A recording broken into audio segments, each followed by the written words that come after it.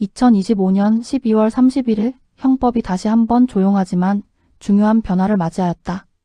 법률 제2만 1307호로 공포된 이번 개정은 오랫동안 우리 형법 속에 자리하고 있던 이른바 친족상 도래를 근본적으로 손보는 내용이었다. 가족 사이에서 일어난 재산범죄에 대해 국가가 형벌권 행사를 자제해왔던 전통이 이제는 새로운 헌법적 기준에 따라 재구성된 것이다.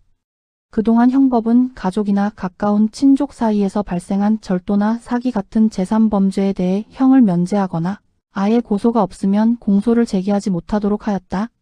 그 취지는 분명했다. 가족 내부의 문제를 국가 형벌권으로 강하게 개입하기보다 자율적으로 해결하도록 두겠다는 배려였다. 그러나 시간이 흐르면서 이 제도가 오히려 또 다른 불평등을 낳는다는 비판이 제기되었다. 특히 헌법재판소는 2020헌 마 468 결정에서 친족이라는 이유만으로 일률적으로 형을 면제하는 것은 헌법에 합치되지 않는다고 판단하였다. 피해자의 의사와 무관하게 가해자를 자동적으로 처벌하지 않는 구조는 피해자의 재산권과 평등권을 침해할 소지가 있다는 것이었다. 이 결정 이후 입법자는 선택을 해야 했다. 친족상 도래를 완전히 폐지할 것인가, 아니면 헌법적 한계를 반영하여 구조를 바꿀 것인가? 그 결과가 이번 개정이다. 이제 친족 사이의 일정한 재산범죄는 더 이상 자동적으로 형이 면제되지 않는다. 대신 피해자가 원할 때만 처벌이 가능하도록 친고죄로 전환되었다.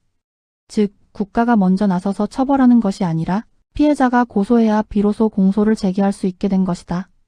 형벌권 행사의 주도권을 국가에서 피해자로 옮긴 셈이다. 특히 눈에 띄는 변화는 직계존속에 대한 고소 제한을 풀었다는 점이다. 종전에는 자기 또는 배우자의 직계존속을 고소할 수 없다는 제약이 있었지만 이제는 그러한 제한이 적용되지 않는다.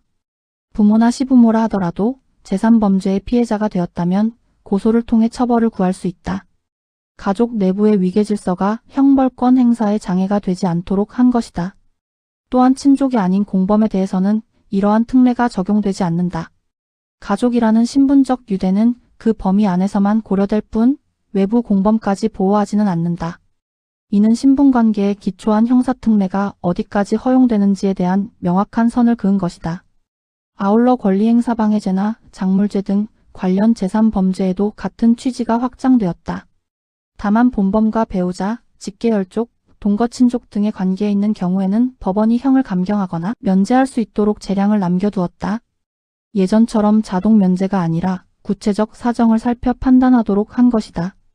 형벌의 기계적 배제가 아니라 사법적 숙고를 거치게 한 변화라 할 수 있다. 부칙도 중요하다. 이번 개정은 2025년 12월 31일